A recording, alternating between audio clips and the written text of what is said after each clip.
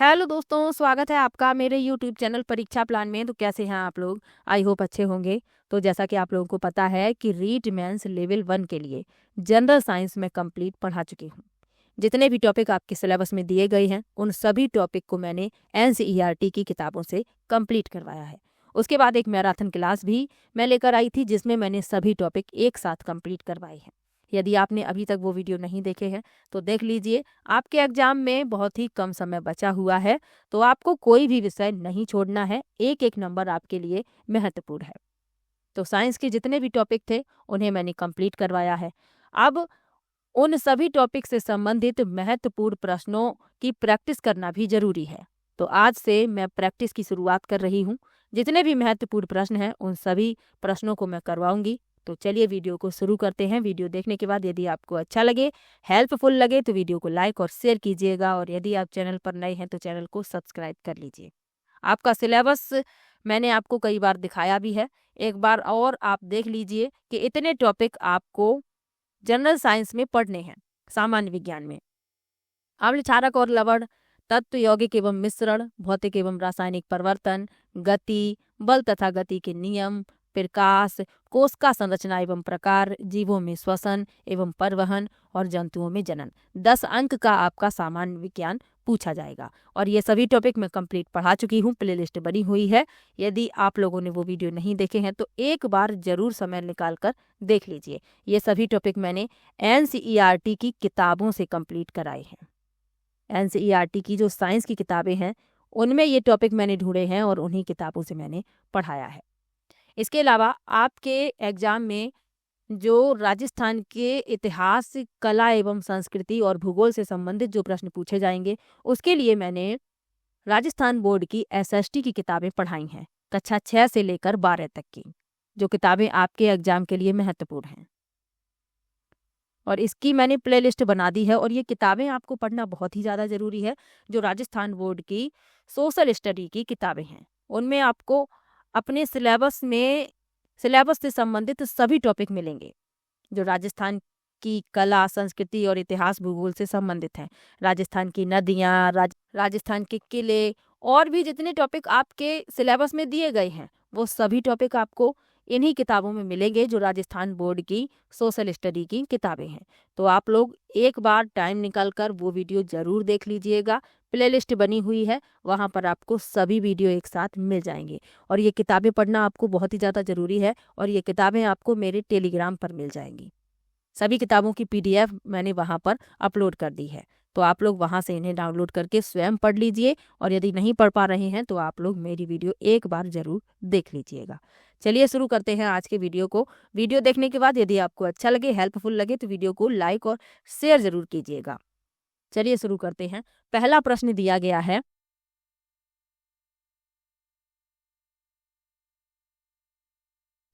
जब सल्फ्यूरिक अम्ल यानी H2SO4 सोडियम हाइड्रोक्साइड यानी NaOH के साथ अभिक्रिया करता है तो बनने वाला उत्पाद है। पहला विकल्प है Na2SO4 यानी कि सोडियम सल्फेट, दूसरा है Na2O यानी सोडियम ऑक्साइड, तीसरा है सोडियम क्लोराइड और चौथा है सोडियम हाइड्रोक्साइड।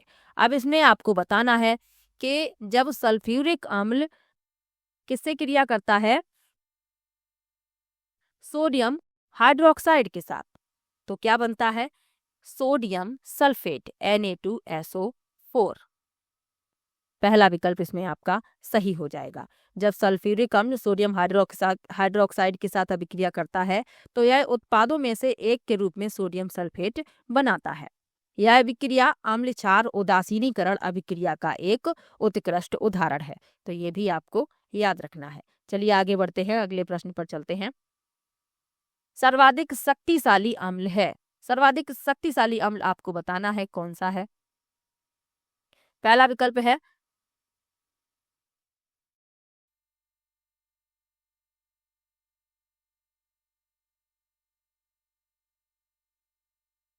ट्राइक्लोरो एस्टिक अम्ल, दूसरा है मोनो क्लोरो एस्टिक अम्ल, तीसरा है एस्टिक अम्ल और चौथा है डाई क्लोरो एस्टिक अम्ल। सर्वाधिक शक्तिशाली अम्ल आपको बताना है।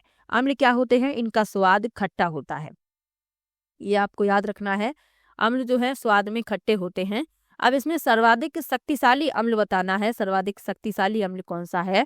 तो सर्वाधिक शक्तिशाली अम्ल है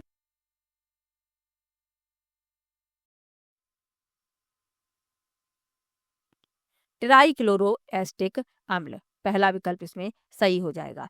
अम्ल क्षारक और लवण से संबंधित प्रश्न जरूर पूछे जाएंगे। पूरा एक टॉपिक है आपके सिलेबस में, तो आपको याद रखना है।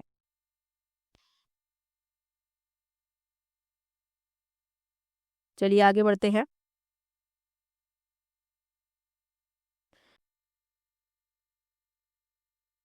अगला प्रश्न दिया गया है, जब एसिटिक अम्ल सोडियम हाइड्रोजन कार्बोनेट के साथ अभिक्रिया करता है तो निकलता है, क्या निकलता है ये बताना है। पहला है बेकिंग सोडा, दूसरा है कार्बन डाइऑक्साइड, तीसरा है ऑक्सीजन और चौथा है सिरका।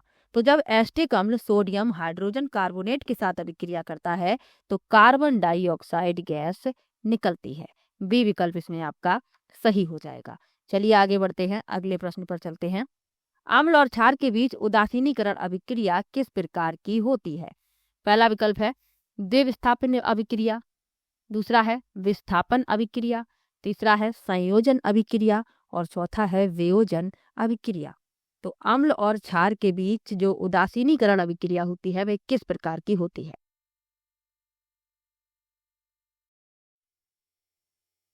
तो उदासीनीकरण अभिक्रिया क्या है, ये आपको पता होना चाहिए। तो उदासीनीकरण वह अभिक्रिया है जिसमें अम्ल और क्षार अभिक्रिया करके लवण और जल बनाते हैं। अब इसमें क्या पूछा गया है कि अम्ल और क्षार के बीच उदासीनीकरण की जो अभिक्रिया है वह किस प्रकार की है? तो वह है द्विविस्थापन अभिक्रिया। पहला विकल्प इसमें आपका सही हो जाएगा। द्विविस्थापन अभिक्रियाएं क्या होती हैं? इन अभिक्रियाओं में दो यौगिकों के तत्व स्थान परिवर्तित करके दो नए यौगिक बनाते हैं। जैसे अम्ल और क्षार अभिक्रिया करके लवण और जल बना रहे हैं, तो ये द्विविस्थापन अभिक्रिया है। पहला विकल्प इसमें आपका सही हो जाएगा। चलिए आगे बढ़ते हैं।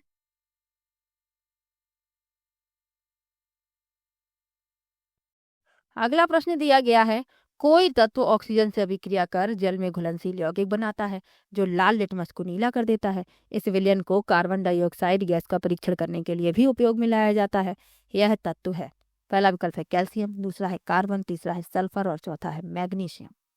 तो आपको याद रखना है कि जो अम्ल और क्षार होते हैं ये लिटमस पेपर पर कैसा प्रभाव देते हैं। जो क्षार होते हैं ये लाल लिटमस को नीला कर देते हैं, और अपने प्रश्न में यही लिखा है कि लाल लिटमस को नीला कर देता है, यानी कि जो तत्व है वह कोई क्षार है। इस विलयन को कार्बन डाइऑक्साइड गैस का परीक्षण करने के लिए भी उपयोग में लाया जाता है। तो यह तत्व है। आपको दो बातें याद रखनी है, क्षार लाल लिटमस को नीला करते हैं, अम्ल नीले लिटमस को लाल करते हैं। ये दो बातें आपको याद रखनी है और आपको याद भी होंगी जब आपको मैंने पढ़ाया है। तो इसमें जो तत्व होगा वह होगा मैग्नीशियम। ये प्रश्न पूछा जा चुका है और इसमें मैग्नीशियम उत्तर माना गया था। डी विकल्प इसमें सही हो जाएगा। चलिए आगे बढ़ते हैं। कौन सा कथन अम्ल के लिए सत्य है? पहला विकल्प है कड़वा और लाल लिटमस को नीला करते हैं, दूसरा है खट्टा और लाल लिटमस को नीला कर देता है, तीसरा है खट्टा और नीले लिटमस को लाल कर देता है और चौथा है कड़वा और नीले लिटमस को लाल कर देता है। तो मैंने आपको अभी बताया था कि अम्लों का स्वाद खट्टा होता है और ये नीले लिटमस को लाल कर देते हैं। तो इसमें आपका सी विकल्प सही हो जाएगा। इसी तरीके के प्रश्न पूछे जाते हैं, तो आप लोग याद रखिएगा। अगर वीडियो नहीं देखे हैं तो एक बार देख लीजिए, आपके सभी टॉपिक कंप्लीट हो जाएंगे। चलिए आगे बढ़ते हैं। कोई चीज अम्लीय है या क्षारीय यह जांचने के लिए हम या तो लिटमस पेपर का उपयोग कर सकते हैं या का उपयोग कर सकते हैं, या किसका उपयोग कर सकते हैं ये पूछा गया है। पहला विकल्प है सोडा पाउडर, दूसरा है हल्दी, तीसरा है चीनी और चौथा है नमक। तो कोई चीज अम्लीय है या क्षारीय यह जांचने के लिए लिटमस पेपर का उपयोग किया जाता है। इसके अलावा भी कई चीजें हैं जिनका हम प्रयोग कर सकते हैं। कौन कौन से? जैसे हल्दी, चीनी गुलाब की पंखुड़ियाँ, गुड़हल की पंखुड़ियों का प्रयोग कर सकते हैं, फिनोप्थिलीन का प्रयोग किया जाता है। तो इसमें आपका बी विकल्प सही हो जाएगा, हल्दी। आप लोग याद कीजिए, जब कभी भी आपके सफेद कपड़े पर कोई हल्दी का दाग लग जाता है, तो आप यदि उस पर साबुन लगा देते हैं तो क्या होता है, उस जगह जो पीला निशान है वो लाल हो जाता है। तो जो हल्दी होती है ये क्षारीय माध्यम में लाल रंग देती है, तो ये सूचक की तरीके से इसका प्रयोग किया जाता है। तो आप लोग याद रखिएगा, लिटमस पेपर का प्रयोग किया जाता है, गुड़हल की पंखुड़ियों का प्रयोग किया जाता है, फिनोप्थिलीन का प्रयोग किया जाता है और हल्दी का भी प्रयोग किया जाता है। हल्दी जो है प्राकृतिक सूचक है, तो ये भी याद रखिएगा। चलिए आगे बढ़ते हैं। किस लवण में क्रिस्टलन जल नहीं होता? पहला विकल्प है पोटेशियम परमैंगनेट, दूसरा है नीला थोथा, तीसरा है धोने का सोडा और चौथा है मोर लवण। तो क्रिस्टलन जल क्या है? तो क्रिस्टलन जल लवण की एक सूत्र इकाई में उपस्थित जल के अणुओं की निश्चित संख्या है। अब इसमें पूछा गया है कि किस लवण में क्रिस्टलन जल नहीं होता? तो पोटेशियम परमैंगनेट में। पहला विकल्प इसमें सही हो जाएगा। चलिए आगे बढ़ते हैं। पीतल के विषय में सही कथन चुनिए। पीतल के विषय में सही कथन आपको बताना है।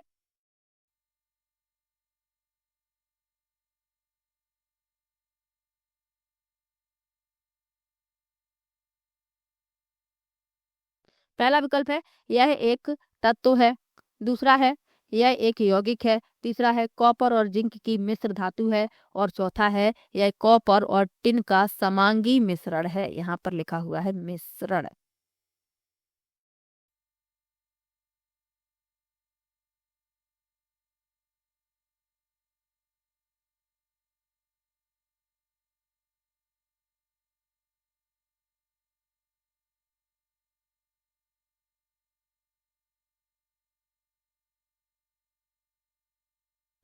तो पीतल जो है ये कॉपर और जिंक की मिश्र धातु है, याद रखिएगा। आपको बताया भी है जब मैंने आपको पढ़ाया था तत्व यौगिक एवं मिश्रण। तो कॉपर और जिंक की ये मिश्र धातु है, इसमें आपका सी विकल्प सही हो जाएगा। पीतल आप लोगों ने देखी होगी, पीतल के बर्तन घरों में प्रयोग किए जाते थे पहले समय में, अब तो प्रयोग नहीं किए जाते हैं। आप देखेंगे आपके घर में जरूर पीतल के बर्तन होंगे, गिलास है, कटोरी है, थालियां है, प्लेट है, ये सभी पीतल के बर्तन पुराने समय में प्रयोग किए जाते थे। तो पीतल जो है एक मिश्र धातु है। किसकी मिश्र धातु है? कॉपर और जिंक की मिश्र धातु है। सी विकल्प इसमें सही हो जाएगा।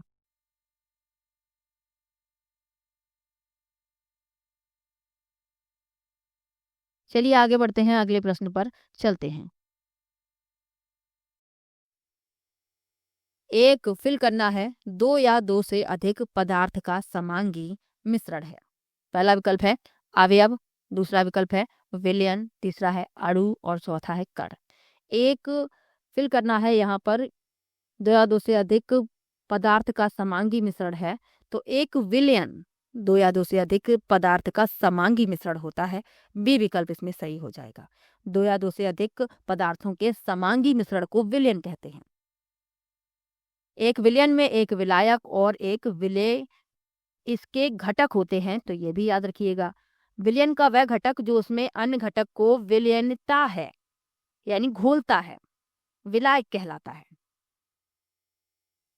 और विलयन का वह घटक जो विलायक में घुल जाता है, विलेय कहलाता है। तो ये भी याद रखिएगा।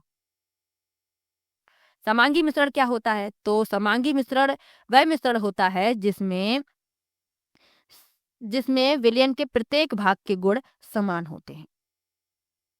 ये सब आपको पता है, मैं आपको पढ़ा चुकी हूँ, लेकिन यदि इस तरीके का प्रश्न आता है तो मैं आपको बताती चलती हूँ, ताकि आप लोग यदि भूल गए हों तो आपको याद आ जाए। चलिए आगे बढ़ते हैं। अगला प्रश्न है, नमक और कपूर को पृथक करने के लिए किस विधि का प्रयोग किया जाता है? पहला है पृथककारी कीप का प्रयोग, दूसरा है चुंबकीय पृथक्करण, तीसरा है अवसादन और चौथा है ऊर्ध्वपातन।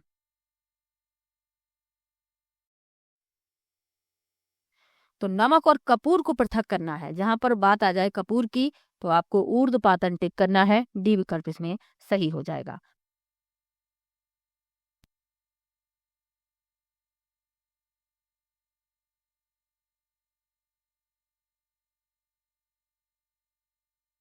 ऊर्ध्वपातन क्या होता है ये भी तो आपको पता होना चाहिए।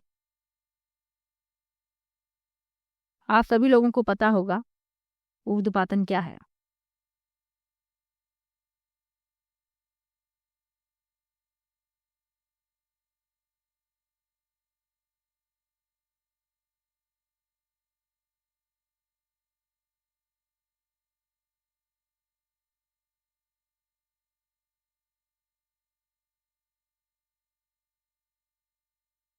ऊर्ध्वपातन क्या होता है? किसी पदार्थ का ठोस अवस्था से सीधे गैसीय अवस्था में बदलना ऊर्ध्वपातन कहलाता है। याद रखिएगा। चलिए आगे बढ़ते हैं। लिखा है एक विषमांगी मिश्रण है जिसके कण इतने छोटे हैं कि उन्हें नग्न आंखों से नहीं देखा जा सकता, लेकिन वह इतने बड़े होते हैं कि प्रकाश का प्रकीर्णन कर सकते हैं। एक विषमांगी मिश्रण की बात हो रही है कि उसके कण इतने छोटे हैं जिसे नग्न आंखों से नहीं देखा जा सकता, लेकिन ये जो कण हैं ये इतने बड़े हैं कि प्रकाश का प्रकीर्णन कर सकते हैं। पहला विकल्प है धातुएं, दूसरा विकल्प है तत्व, तीसरा विकल्प है अणु और चौथा है कोलोइड।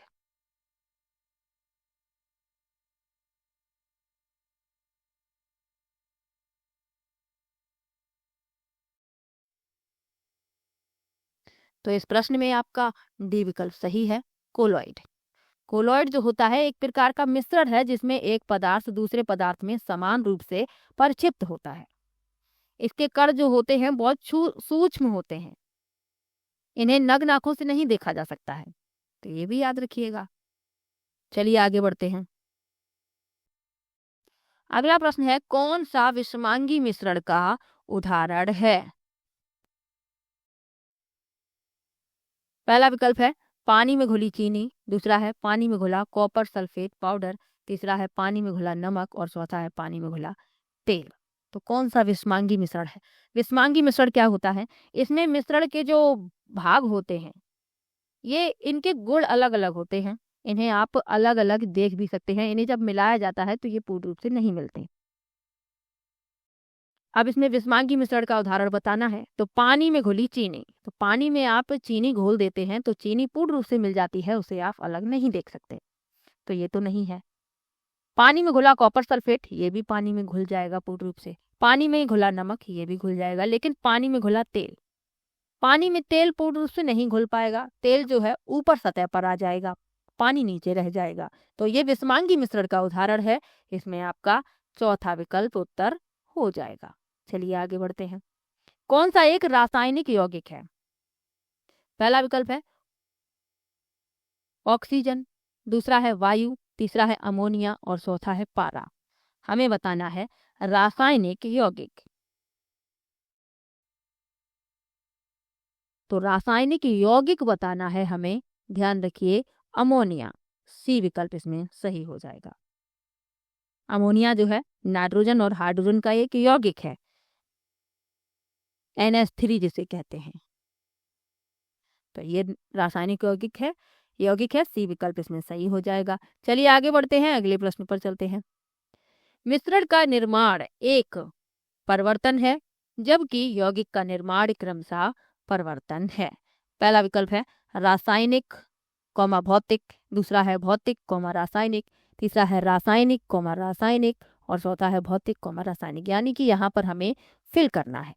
अब भौतिक और रासायनिक परिवर्तन के बारे में मैंने आपको पढ़ाया था, जिसमें मैंने आपको बताया था भौतिक परिवर्तन क्या होते हैं, रासायनिक परिवर्तन क्या होते हैं। भौतिक परिवर्तन क्या होते हैं? इसमें कोई नया पदार्थ नहीं बनता है। सिंपल सा साधारण शब्दों में याद रखिए, भौतिक परिवर्तन में कोई भी नया पदार्थ नहीं बनता, लेकिन रासायनिक परिवर्तन में एक नया पदार्थ बनता है।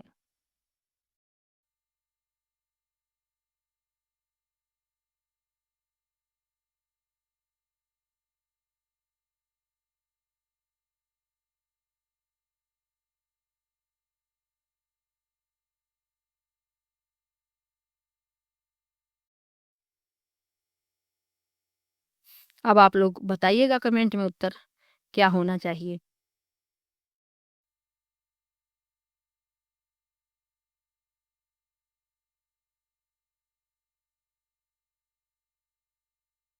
तो लिखा है मिश्रण का निर्माण, यानी कि मिश्रण का निर्माण हो रहा है, दो तत्व आपने मिला दिए, एक मिश्रण बना दिया, तो ये हो गया भौतिक परिवर्तन। जबकि एक यौगिक, नया यौगिक बन रहा है, तो ये कौन सा परिवर्तन है? ये रासायनिक परिवर्तन है। किसी नए पदार्थ का बनना क्या कहलाता है? रासायनिक परिवर्तन। और जब कोई भी नया पदार्थ नहीं बनता है, वो कहलाता है भौतिक परिवर्तन।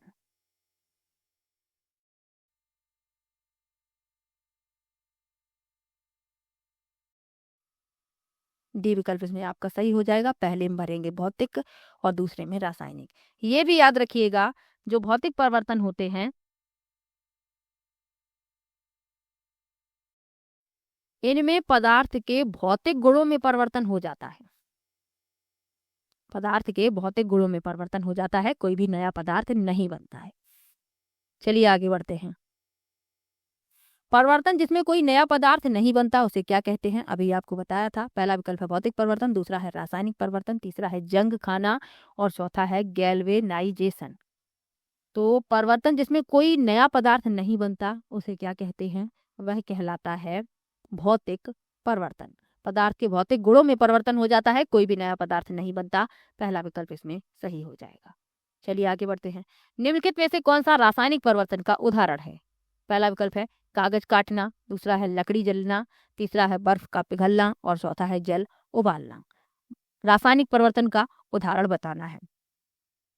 तो लकड़ी का जलना, लकड़ी जलेगी, कोयला मिलेगा और कोयला भी जल जाएगा तो उससे राख मिलेगी, यानी कि नए पदार्थ मिल रहे हैं। तो लकड़ी का जलना रासायनिक परिवर्तन का उदाहरण है।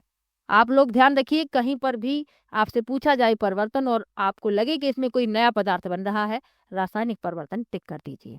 और कोई भी नया पदार्थ नहीं बन रहा हो, सिर्फ पदार्थ के भौतिक गुणों में परिवर्तन हो रहा हो, तो वह है भौतिक परिवर्तन। चलिए आगे बढ़ते हैं। निम्नलिखित में से कौन सा रासायनिक परिवर्तन का उदाहरण है? पहला विकल्प है पानी में शर्करा का घुलना, गलत लिख गया है, सॉरी। दूध का फटना, पानी का जमना, कागज का फटना। तो कौन सा रासायनिक परिवर्तन का उदाहरण है, ये पूछा गया है। तो पानी में शर्करा का घुलना, पानी में चीनी को मिला दिया, कोई नया पदार्थ तो नहीं बना, चीनी उसमें घुल गई। दूध का फटना, पानी का जमना, पानी जमने के बाद बर्फ बन जाती है, बर्फ पिघलने के बाद फिर से पानी बन जाता है, ये भी उत्तर नहीं होगा। कागज का फटना, कागज फटने के बाद कागज ही रहेगा, कोई नया पदार्थ नहीं बन जाएगा, ये भी उत्तर नहीं है। लेकिन दूध के फटने के बाद नया पदार्थ बन जाएगा, वो दूध नहीं रहेगा, एक नया पदार्थ बनेगा और फिर दोबारा से दूध उसे नहीं बनाया जा सकता। तो ये रासायनिक परिवर्तन का उदाहरण है। बी विकल्प इसमें आपका सही हो जाएगा। चलिए आगे बढ़ते हैं। नीचे दिए गए कथनों में से कौन सही है? पहला विकल्प है रासायनिक परिवर्तन आमतौर पर अनुत्क्रमणीय होते हैं। दूसरा है भौतिक परिवर्तन में हमेशा अवस्था में परिवर्तन होता है।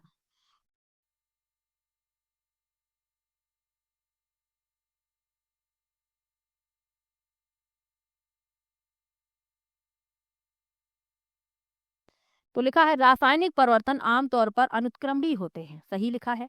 यानी कि रासायनिक परिवर्तन को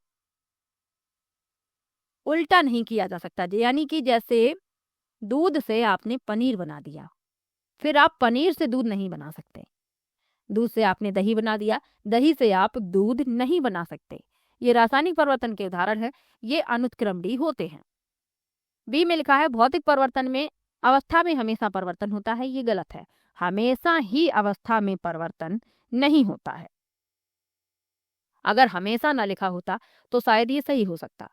तो इसमें ए सत्य है, लेकिन बी जो है वह असत्य है। पहला विकल्प इसमें आपका उत्तर हो जाएगा। चलिए आगे बढ़ते हैं। अगला प्रश्न है निम्नलिखित में से कौन सा कथन सही सत्य नहीं है? पहला विकल्प है मैग्नीशियम का जलना एक रासायनिक परिवर्तन है। दूसरा है भोजन के पाचन की प्रक्रिया एक भौतिक परिवर्तन है। तीसरा है अंगूर का किण्वन एक रासायनिक परिवर्तन है। और चौथा है बर्फ का पिघलना एक भौतिक परिवर्तन है। तो इसका उत्तर आप लोग कमेंट बॉक्स में जरूर बताएंगे। ये आपको होमवर्क में एक प्रश्न मिलता है। आपको मैंने बता दिया क्या भौतिक परिवर्तन होता है, क्या रासायनिक परिवर्तन होता है। तो आप लोग इसका उत्तर कमेंट बॉक्स में बताएंगे। आज की वीडियो में मैंने 20 प्रश्न लिए हैं, 19 प्रश्नों के उत्तर मैंने स्वयं बताए हैं, एक प्रश्न का उत्तर आपको बताना है। वीडियो कैसा लगा कमेंट बॉक्स में जरूर बताइएगा और वीडियो को लाइक और शेयर जरूर कीजिएगा। इसके अलावा जो टॉपिक मैंने आपके सामान्य विज्ञान के पढ़ाए हैं, जो आपके सिलेबस से संबंधित हैं, यदि आपने वो वीडियो नहीं देखी है तो कृपया करके एक बार जरूर देख लीजिए, ताकि आप लोग एग्जाम में अच्छा प्रदर्शन कर पाए। तो वीडियो कैसा लगा कमेंट में जरूर बताइएगा, वीडियो को लाइक और शेयर कीजिएगा। मिलते हैं नेक्स्ट वीडियो में, तब तक के लिए बाय बाय।